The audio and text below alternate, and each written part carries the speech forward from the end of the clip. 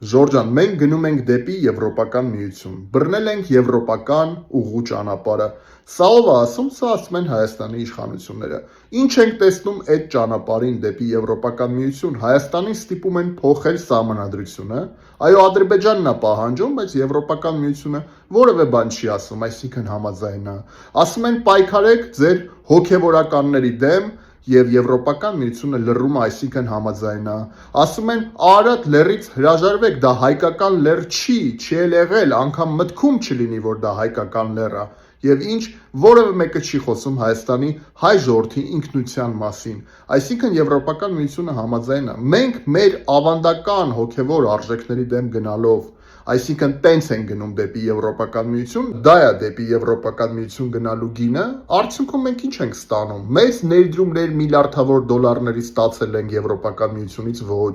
մարդկանց վիճակն է սոցիալ-տնտեսական 180 աստիճան դեպի լավը փոխվել ոչ, հակառակը ունենք արտաքին շատ մեծ պետական պարկ, որը հասնում է 15 միլիարդ դոլարի շուտով, ունենք շատ ծանր սոցիալ-տնտեսական վիճակ, ունենք շատ ու շատ բարձր տոկոսներով աղքատություն և դրա արդյունքում հրաժարվում ենք ինչից, մեր ինքնությունից, եթե հայը հրաժարվում է իր ինքնությունից, նա դադարում է լինել հայ,